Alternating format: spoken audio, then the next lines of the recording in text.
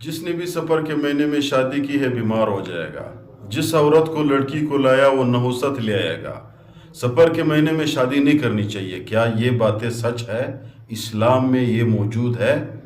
یہ بتانے سے پہلے آپ لوگوں سے گزارش ہے چینل سبسکرائب کریں۔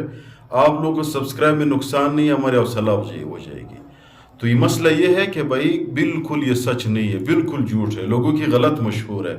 پیغمبر علیہ السلام ربیع الاول کے مہینے میں دنیا سے ہجرت کی ہے، تو پھر اسی مہینے میں بھی شادی نہیں کرنی چاہیے۔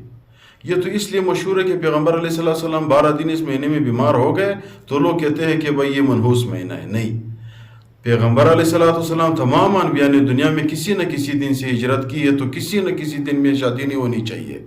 یہ بالکل پیغمبر علیہ السلام نے منع نہیں فرمایا، تو ہمیں کرنی چاہیے۔ ہمیں پیغمبر علیہ السلام کی حکم پہ عمل کرنی ہے۔ پیغمبر علیہ السلام نے منع نہیں فرمایا تو ہم اس کو کر لیں گے۔ یہ بالکل غلط مشہور ہے۔